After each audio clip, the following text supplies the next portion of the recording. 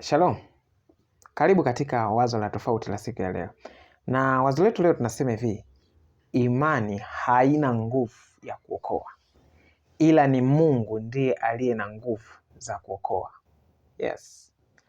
Kuna ile tabia ya kudhani kwamba imani ndio inayookoa. No, sio imani inayookoa, ni Mungu ndio anayeokoa. Ni hivi, sio imani inayoponya, ni Mungu ndio anayeponya. Sasa mwingine anaanza kujiuliza tofauti yake nini? No, tofauti ipo tena kubwa sana. Ni hivi, ukiahidiwa leo na rafiki yako unayemfahamu kabisa kwamba uwezo wake wa kiuchumi uko kiwango fulani, na unajua kabisa anapambana na maisha, hata gari labda hana hata gari, alafu akakuahidi kwamba bwana, kesho mimi nakupa ndege kesho.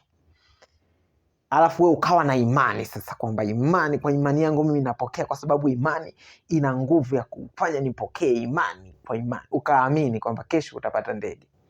Ni hivi, kesho itafika na hiyo ndege hautaipata. Je, kwa nini hautapata ndege wakati imani ina nguvu na umeamini kwamba utapata ndege? Ni kwa sababu imani sio iliyo na nguvu. Kwa hiyo ili imani iweze kuleta matokeo inategemea na yule anayeaminiwa. Nisikiza nikwambie, kuna watu ambao wanahisi kwamba kwa sababu wao wanaamini wataenda mbinguni ndio wataenda mbinguni. Unajidanganya. Ni hivi, ili uweze kwenda mbinguni inategemea unamwamini Yesu. Huyu aliyekuahidi ana uwezo wa kukupa hicho kitu, yeye anacho. Anakuahidi ndege, yeye anayo.